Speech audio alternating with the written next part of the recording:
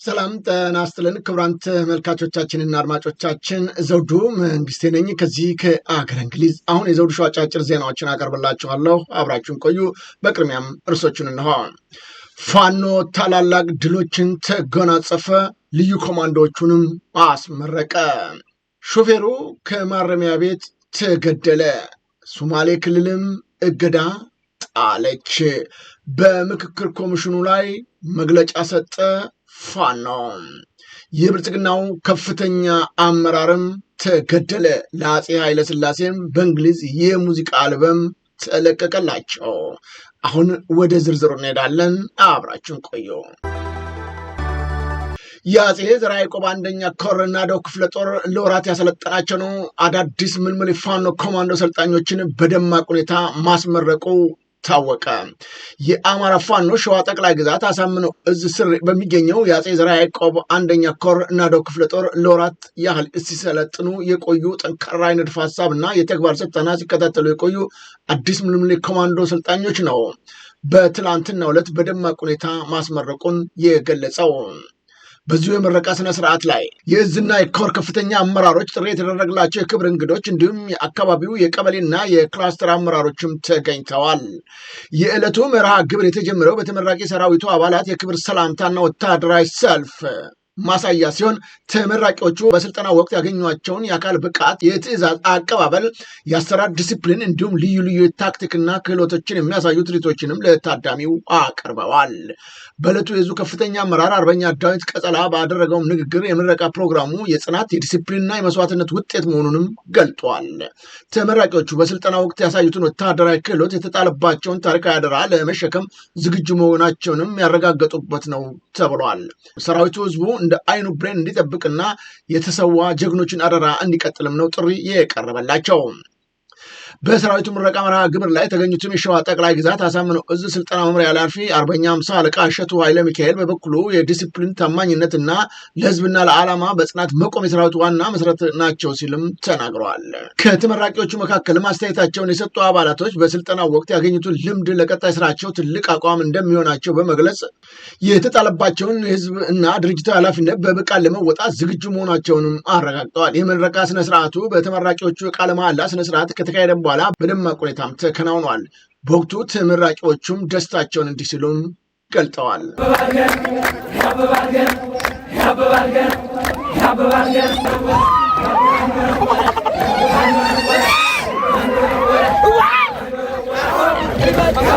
ሰልጣኞቹም በተማርንበት ትምህርት አማራውንና ሀገራችንን ለመታደግ ዝግጁ ነንም ሲሉ ገልጠዋል ሲል የአማራ ፋኖ ብሔራዊ ንቅናቄ ሸዋ ጠቅላይ ግዛት አሳምነው እዝ ህዝብ ግንኙነት መምሪያ ለዘውዱ ሾው በላከው መረጃ ለማወቅ ችለናል። 15 የፖሊስ አባላት አገዛዙን በመክዳት ከካምፕ መሰወራቸው ታወቀ። ሰሞኑን የአብይ አህመድ መንግስት ከየወረዳዎቹ ሚሊሻና ፖሊስ መልምሎ እንደ አንድ ማዕከል እያጓጓዘ መሆኑ የሚዘነጋ አይደለም። ታዲያ ከአጭር የለብ ለብ ስልጠና በኋላ ወደ መከላከያ ይቀላቀላሉ የተባሉ ሚሊሻና ፖሊስ በየዕለቱ መክዳታቸው እጅግ አስደንጋጭ መሆኑን ታውቋል።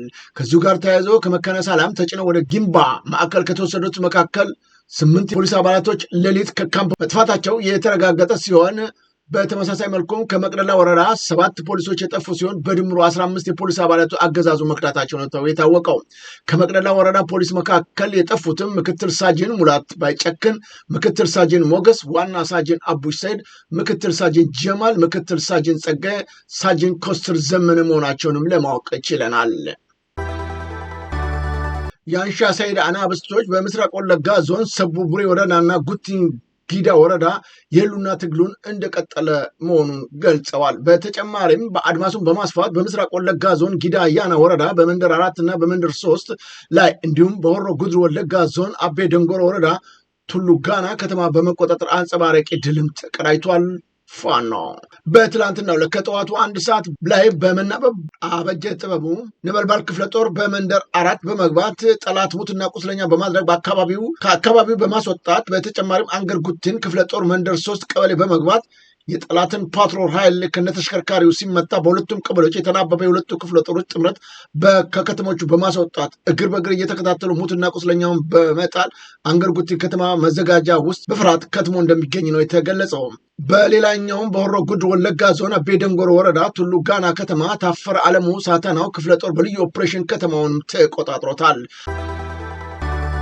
ወደ መዘዞ አራት አቅጣጫ ለዘረፋ የተንቀሳቀሰው የጠላት ኃይል ክፉኛ መመታቱ ተገለጸ። ከሐምሌ 17 2018 ዓመተ ምህረት የአማራ ፋኖ ብሔራዊ ንቅናቄ ሸዋ ጠቅላይ ግዛት አሳምነው እዝ 7-7 እና የመሐመድ ቢሆነኝ ኮር አስቻለው ደሴ ክፍለ ጦሮች ወደ መዘዞ በተለያየ አቅጣጫ የተንቀሳቀሰውን የጠላት ኃይል በጋራ በመሆን በመዘዞ ዙሪያ በባሻና በሞፈር ውሃ አካባቢዎች ከፍተኛ ትንቅንቅ እያካሄደም እንደሚገኝ ነው የታወቀው።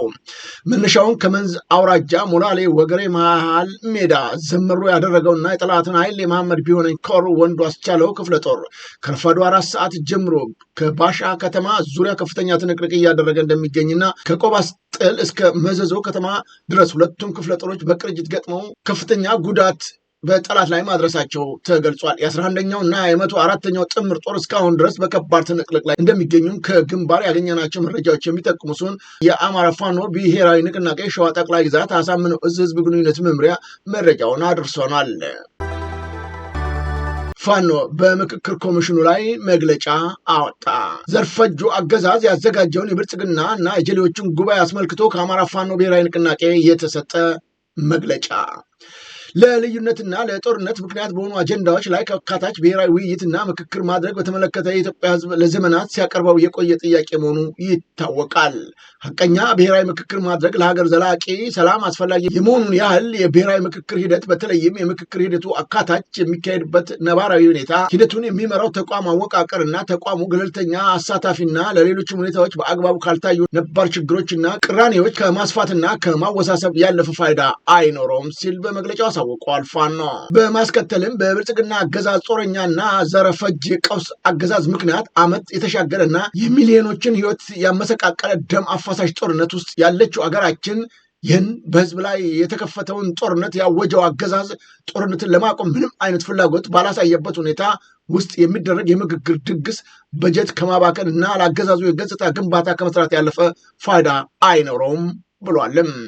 ባለፉት ዓመታት በዳበሳ ከሚታወቁት የሀገሪቱ እውነቶች መካከል ጦርነት፣ ስደት፣ መፈናቀል፣ ጅምላ ጭፍጨፋ፣ ማንነት መሰረት ያደረገ ግልጽ ጥቃቶችን በአገዛዙ ስፖንሰርነት እየተፈጸመ ነው ያለው ፋኖ በብልጽግና የቀውስ አገዛዙ ምክንያት ሚሊዮኖች ተሰደዋል፣ በርካቶች በአገዛዙ የጸጥታ መዋቅር ንብረታቸው ተዘርፏልም ብለዋል። አማራ ክልልን ጨምሮ ከፊሉን የሀገሪቱ ክፍል በወታደራዊ አገዛዝ ስር ከወደቀ 3 ዓመታትን አስቆጥሯል ያለው ፋኖ በመግለጫው አገዛዙ በቀጥታ የእርስ በርስ ግጭትና ጦርነትም በማዋለድ እና አለመተማመንን እንዲነግስ በማድረጉ አብዛኛው የሀገሪቱ ክፍል ቀውስ ውስጥ ይገኛልም ሲሉ ገልጧል። ይኸው ወታደራዊ አገዛዝ ምርጫ ለማድረግ የሚያበቃ የሰላም ሁኔታ ሳይኖር ራሱን ተመራጭ፣ ራሱን ታዛቢ፣ ራሱን መራጭና አስመራጭ በመሆን ትልቅ የፖለቲካና የዲሞክራሲ ክንውን በሆነው የምርጫ ሂደት ላይ መቀለዱን ዓለም አቀፍ ማህበረሰብ የመሰከረውና የታዘበው ሀቅ ነው። ይህንንም ተከትሎ በ2018 ምርጫ ክንውን አለመካሄዱንና ብልጽግና በምርጫ ያገኘውን ቅቡልነት እንደሌለም ተረጋግጧል ያለው መግለጫው አገዛዙ ይህንን በምርጫ ድግስ ያጣውን ቅቡልነት በምክክር ለማግኘት ጥረት እያደረገ ቢሆንም የብሔራዊ ምክክር ሂደቱን ለማጽናትም ሆነ በባለቤትነት ለማስኬድ የሚበቃ መሰረት ግን የለውም። ሐቀኛ ብሔራዊ ምክክር መምራት የሚቻለው ኮሚሽኑ በኢትዮጵያ ውስጥ ባሉት ተፋላሚ ኃይሎች ይሁንታ የተሰጠው ሲቪክ ማህበራትን ጨምሮ በሁሉም ኃይሎች ተሳትፎ የተቋቋመና ገለልተኛ የተረጋገጠ መሆን ይገባዋል። የወቅቱን የብሔራዊ ምክክር ጉዳይ እመራለሁ የሚለው ኮሚሽን ከአገዛዙ በስተቀር በየትኛውም የፖለቲካ ኃይል እውቅና ይሁንታ ያልተሰጠ ከመሆኑን ባሻገር የብልጽግና በተለይም የጠቅላይ ሚኒስትሩን የግል ፍላጎትና የብሔራዊ ምክክር ውጤት አድርጎ ይዞ ለመቅረብ የተዘጋጀ ሂደቱን የሚመራበትን አሰራር የሚወስን ህግ እንኳን እንዲወጣ ያላደረገ የጓዳ ወዳጆቹና የፖለቲካ ደላሎችን ስብስብ ነው። ገለልተኛ ባልሆነ ተቋም የሚመራ ምክክር ደግሞ ብልጽግና ካድሬዎች ውይይት እንጂ ብሔራዊ ምክክር አይሆንም፣ ለሀገሪቱ ችግርም ዘላቂ ሰላም አያመጣም ብሏል። ላለፉት በርካታ ዓመታት ሐቀኛ ወኪል ሳይኖረው በወቅቱ ዕጣ ፈንታው ሌሎች የፖለቲካ ኃይሎች ሲወስኑለት የቆየው የአማራ ህዝብ በዚህ የምክክር ጉባኤ ተመሳሳይ ሂደት ውስጥም ይገኛል። ያለው ፋኖ በአብን እና በአማራ ብልጽግና ስም በየጎሬው ተለቃቅመው በጉባኤው አመራሩ ወክለው እንሳተፋለን የሚሉትን በአማራው ላይ ይፋ ጦርነት ያወጀውን ዘረፈጅ አገዛዝ የተቀበሉ የብልጽግና ወኪሎች እንጂ ለአማራ ህዝብ መብትና ጥቅም ቅንጣት ታክል አስተዋጽኦ ማድረግ የማይችሉ በመሆናቸው ይህንን የምክክር ጉባኤ የአማራ ህዝብ ያልተወከለበት እና የማይሳተፍ በመሆኑን በታሪክ ፊት ተመዝግቧል ብሏል። የአማራው ህዝብ ብቻ ሳይሆን ከብልጽግና አገዛዝ ጋር ይፋዊ ጦርነት ውስጥ ያሉ የፖለቲካ ኃይሎችን ያገለለ የምክክር ጉባኤ በመሆኑ ከአማራ ህዝብ ብቻ ሳይሆን ሌላው ኢትዮጵያን ቢሆን በዚህ ጉባኤ በትክክለኛ ወኪሎቹ አማካኝነት እየተሳተፈ ነው ብለን አናምንም በማለት በመግለጫው በዝርዝር አሳውቋል። በመሆኑም ድርጅቱ አማራ ፋኖ ብሔራዊ ንቅናቄ ለአማራው ህዝብ፣ ለኢትዮጵያ ህዝቦች እና ለዓለም አቀፍ ማህበረሰብ የሚከተለውን ጥሪ ያቀርባል። አንደኛ፣ ለአማራ ህዝብ ይህ ምክክር ተብሎ በአገዛዙ የሚደረገው እንቅስቃሴ የአማራ ህዝብ ያልተወከለበትና ትክክለኛ ወኪሎችም የህልውና ትግሉ ላይ በመሆናቸው ትግሉ ጫፍ ከመድረስ ስር ነቀል ለውጥ በማምጣት ህልውናውን አረጋግጦ ለወደፊትም ከሌሎች ህዝቦች ጋር ወኪሎች ጋር በግልጽነት ተነጋግሮ ሀገራዊ እውነታውና እርቅን ምክክር ለማምጣት እንዲያስችል አሁን ላይ ሁሉም አቅማቸውን አሰባስቦ በበለጠ ቁርጠኝነት እንዲታገል ጥሪ እናቀርባለን። ሁለተኛ፣ ለኢትዮጵያ ህዝብ ይህ የምክክር የተባለው አስመሳይ ሂደት የአማራን ህዝብ ጨምሮ ሌሎች ጥያቄ ያላቸውን የፖለቲካ ኃይሎች የተሳተፉበት አለመሆኑን፣ የሀገሪቱ አንድነት የበለጠ አደጋ ላይ የሚጥል መሆኑን፣ የእርስ በርስ ጦርነት የማስቆምና የሚያባበስ መሆኑን፣ የአንድ ግለሰብና የገዢ ቡድን ፍላጎት ለማሳካት እየተደረገ ያለ መሆኑን በማመን ከአማራ ህዝብ ጎን ቆሞ ስርዓቱን መታገል ይገባል። በቀጣይም በጋራ የሽግግር መንግስት መስርተን ሀገራችንን ማጽናት እንችል ዘንድ እውነተኛ ምክክርን፣ እርቅ እንፈጽም ዘንድ በተባበረ መልኩ ጸረ አገዛዝ ትግል እንዲደረግ ጥሪ እናቀርባለን። ለዓለም አቀፉ ማህበረሰብ እንደሚታወቀው በትክክለኛው መንገድ የሚካሄድን ብሔራዊ እርቅ ምክክር ሂደት ካለመኖሩ የከፋ ሀገራዊ ችግርም ያስከትላል። ብሔራዊ ምክክር ከከሸፈ አንድ ሀገር የምትገባበት ቀውስ እጅግ ከባድና በአዙሪት የተሞላ የማይገመት ይሆናል።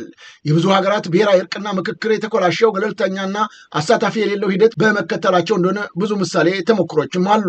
የአሁኑ አገዛዝ ብሔራዊ ምክክር የተባለው ሂደትም የህዝብ ቅቡልነት የሌለውና እውነተኛ ችግር ፈቺ ምክክር ሳይሆን ብልጽግና እና ደጋፊዎቹን ያገዛዙን ስልጣን ማጽኛ እንደሆነና ሀገሪቱ እንዲሁም የቀጠናው ሰላም ከድጡ ወደ ማጦ የሚያስገባ መሆኑን ተገንዝባችሁ ለሀቀኛ ሽግግር እና ለዘላቂ ሰላም እንድትሰሩ ጥሪ እናቀርባለን። አራተኛ፣ የአማራ ህዝብ ወኪል ነን ለምትሉ የሂደቱ ተሳታፊዎች ከዚህ ቀደም እንደሆነ ሁሉ የአገዛዙ ተላላኪ በመሆን እና ተገቢውን የአማራ ህዝብ ውክልና ሳይኖራቸው በሂደቱ የምትሳተፉ ግለሰቦችና ቡድኖች በብሔራዊ ምክክር ስም በሚካሄድ የብልጽግና ጉባኤ በመሳተፍ ታሪካዊ ስህተት ከመፈጸም እንድትቆጠቡ እያሳሰብን ይህንን ማሳሰቢያ ችላ በማለት የምታደርጉት ሂደት የአማራን ህዝብ ጥያቄዎች ለሌላ ምዕራፍ ለማዳፈን ለምታደርጉት ያልተገባ ተግባር ኃላፊነት የምትወስዱ መሆኑንም በህዝብና በታሪክ ፊት እናሳውቃለን። የአማራ ፋኖ ብሔራዊ ንቅናቄ የብልጽግናው ከፍተኛ አመራር ተገደለ። የምስራቅ ወለጋ ዞን ከፍተኛ አመራር ነው እርምጃ የተወሰደበት መሆኑ የተገለጸው። የድሮው የሃሮ ሊሙ ወረዳ አስተዳዳሪ የአሁኑ የምስራቅ ወለጋ ዞን ወጣቶችና ስፖርት ጽሕፈት ቤት ኃላፊ አቶ ደቻሳ ገንቲ በምስራቅ ወለጋ ዞን አንገር ጉቲን ከተማ አስተዳደር መሃል ከተማ ላይ ነው በፋኖ የማያዳግም እርምጃ ከተወሰደባቸው የብልጽግና አመራሮች መካከል አንዱ መሆኑ ተገልጧል። የሲዳማ ክልል ትምህርት ቢሮ ይፋ እንዳደረገው የዘንድሮ የስምንተኛ ክፍል ፈተና ከተፈተኑ 45034 ተፈታኞች መካከል 29466 ወይም 65.43% ተማሪዎች ወደ ቀጣዩ ክፍል ሲያልፉ 15568 ወይም 34.57% ተማሪዎች ፈተናውን ማለፍ አልቻሉም ተብሏል። የማለፊያ ነጥብ ለመደበኛ ተማሪዎች 50%፣ ለአካል ጉዳተኞች 40% መሆኑ የተገለጸ ሲሆን ከ790 አስፈታኝ ትምህርት ቤቶች መካከል 111 ወይም 14% ትምህርት ቤቶች ሁሉንም ተማሪዎች ሲያሳልፉ 1.8% ትምህርት ቤቶች ደግሞ አንድም ተማሪ ማሳለፍ እንዳልቻሉ ታውቋል። የራቁታቸውን ፎቶ በሶሻል ሚዲያ ለቃለሁ በማለት አስፈራርቶ ክብረ ንጽህናን የገረሰሰና የግብረ ስጋ ድፍረት በደል ወንጀል ፈጸመ ተከሳሽ በጽኑ እስራት ተቀጣ። በፌዴራል የመጀመሪያ ደረጃ ፍርድ ቤት ልደታ ምድብ 7ኛ ወንጀል ችሎት የቀረበው ተከሳሽ ጸጋይ ሲሳይ ስዩም እንቁላል ፋብሪካ ይገዙ ሜዳ ተብሎ በሚጠራው መኖሪያ ቤቱ የ14 ዓመት ዕድሜ ያላቸውን የግል ተበዳዮችን ላስጠናችሁ በማለት ለእህቱ ልጅ በማስጠራት በ2018 ዓ.ም አስገድዶ መድፈር ወንጀል ስለፈጸመባቸው አቃቢ ሕግ ክስ መስርቶበት በተደረገው ማጣራት አቃቢ ሕግ በጉዳዩ ላይ ስውርና የሰነድ ማስረጃዎችን ያቀረበ ሲሆን ተከሳሽም በአቃቢ ሕግ የቀረበበትን የሰውና የሰነድ ማስረጃዎች ማስተባበል ባለመቻሉ ጥፋተኛ ሆኖ በመገኘቱ ሐምሌ 12 ቀን 2018 ዓ.ም በዋለው ችሎት ወንጀለኛ የቀደመ ሪኮርድ ስለሌለበት እንደ ማቅለያ በመያዝ በ10 ዓመት ጽኑ እስራት እንዲቀጣ ወስኖበታል። በሶማሌ ክልል ለህዝብ ማመላለሻ ተሽከርካሪዎች ከምሽቱ 1 ሰዓት በኋላ የእንቅስቃሴ ገደብ ተጣለ። የሶማሌ ክልል ንግድና ትራንስፖርት ቢሮ በክልሉ እየተከሰቱ የሚገኙ የትራፊክ አደጋዎችን ለማስቀረት ይበጃል ያለውን አዲስ ደንብ መመሪያ ነው ይፋ ያደረገው። በዚሁም መሰረት ባለሶስት እግር ተሽከርካሪዎች ወይም ባጃጅ እና ኮድ 1 ታክሲዎች ከተማ ማጓጓዝ ወይም በከተማ ወሰን ውጭ ወጥተው መስራት ሙሉ በሙሉ ተከልክለዋል። ሁለተኛ ማንኛውም የህዝብ ማመላለሻ የህዝብ ትራንስፖርትና ሌሎች ትራንስፖርት ሰጪ ተሽከርካሪዎች የተለየ ፈቃድ ካልተሰጠ በስተቀር ከምሽቱ 1 ሰዓት በኋላ ለጉዞ መንቀሳቀስ ተከልክለዋል። ሶስተኛ ሁሉም ማመላለሻ ተሽከርካሪዎች ከህጋዊ ትራንስፖርት መናኸሪያ መነሳት ያለባቸው ሲሆን ከመናኸሪያ ውጭ ተሳፋሪዎችን መጫን ተከልክለዋል። አራተኛ ሁሉም ተሽከርካሪዎች የፍጥነት መቆጣጠሪያ ወይም ስፒድ ሊሚት መቅጠም ግዴታ እንዳለባቸው ተገልጿል። አምስተኛ የሞተር ሳይክል አሽከርካሪዎች የደህንነት ኮፍያ ወይም ሄልመት እንዲሁም የመኪና አሽከርካሪዎች የደህንነት ቀበቶ መጠቀም ተግባራዊ ማድረግ እንደሚጠበቅባቸውም ተወስነዋል። ስድስተኛ አደጋን ለመከላከል ሲባል በተሽከርካሪዎች ላይ ተጨማሪና ከፍተኛ መብራቶች እና የእይታ የሚጋሩ ጌጣጌጦችን ስቲከሮችን ማድረግም ተከልክሏል። ሰባተኛ ከተፈቀደው ውጭ በተጨማሪ ተሳፋሪዎችና ህገወጥ ወንበሮችን መቅጠም አሊያም መጫን አይፈቀድም የክልሉ ኮሚኒኬሽን ቢሮ ገልጧል። ሾፌሩን ከእስር ቤት አውጥተው በመረሸን ጫካ ውስጥ ጥለው ተገኘ። አፋር ክልል በድቾ ከተማ በእስር ላይ የነበረ ሾፌርን ከእስር ቤት ውጭ በጫካ ተገሎ መገኘቱን ተገልጿል። ይህ ሾፌር በእስር ቤት መሆኑ እየታወቀ ግን ጫካ ውስጥ ተጥሎ መገኘቱ ነው የተረጋገጠው። ጉዳዩ የሚመለከተው የመንግስት አካል አጣርቶ እስረኛውን ከእስር ቤት አውጥተው የገደሉትን አካላት ለፍርድ ቤት ሊያቀርቡ ይገባል ሲል የሾፌሮች አንደበት መረጃውን አጋርተዋል። የግርማዊ ቀዳማዊ አፄ ኃይለ ሥላሴን ታሪካዊ እንግሊዝ ጉብኝት የሚዘክር የደብረ ጌግ አልበም በእንግሊዝ ተለቀቀ። የቀድሞው የቢቢሲ ራዲዮ ዴቮን አዘጋጅና ሙዚቀኛ ኬቭ ዊንሰር የቀዳማዊ አፄ ኃይለ ሥላሴን የታሪክ አሻራ መሰረት ያደረገ አዲስ ሙዚቃ መልቀቁ ነው የተገለጸው።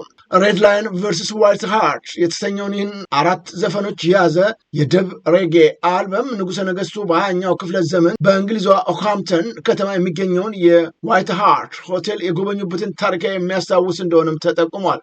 ሙዚቀኛው የራስተፍሪያን የእምነትና የሬጌ ሙዚቃ ተጽዕኖ የጎላበትን ይህን ታሪክ አጋጣሚ በሙዚቃው ለመዘከር ማቀዱ ነው የተገለጸው። አልበሙ በሁለት ባህሎች መካከል በተፈጠረ ድንቅ ግንኙነትና በፍቅርና በአክብሮት የሚያሳይ ሲሆን የሙዚቃ ርዕሱም ንጉሠ ነገሥቱ ከሚጠሩበት ሞዓ አንበሳ የሚል ስያሜ ጋር ተያይዞ የተዘጋጀ እንደሆነም ታውቋል።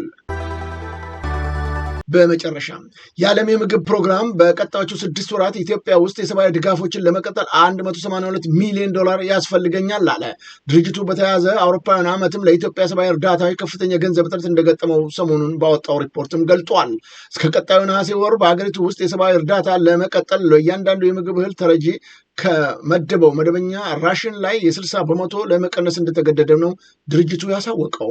የሀገሪቱ የሰብአዊ እርዳታ ፍላጎት ከፍተኛ የሆነው ግጭት፣ መፈናቀል እንዲሁም የኢኮኖሚና በአየር ንብረት ጋር የተያያዙ ጫናዎች በተጋላጭ ማህበረሰቦች ላይ የሚያሳድሩት ጉዳት ሳቢያ እንደሆነም አሳውቋል። ክቡራን ተመልካቾቻችንና አድማጮቻችን ለአሁኑ ያቀረብኩላችሁ የዘውዱ ሾው አጫጭር ዜናዎች እነዚህን ይመስሉ ነበረ። በቀጣይ ዝግጅታችን እስከምንገናኝ የዘውዱ ሾው ሚዲያን ሼር፣ ላይክ እና ሰብስክራይብ በማድረግ ወዳጅ ቤተሰቦቻችን እንድትሆኑ ከወዲሁ በማክበር እንጋበዛለን። ከዜናዎቹ ጋር አብሬያችሁ የነበርኩትን የዘውዱ መንግስት የነበርኩኝ። ጤና ይስጥልኝ።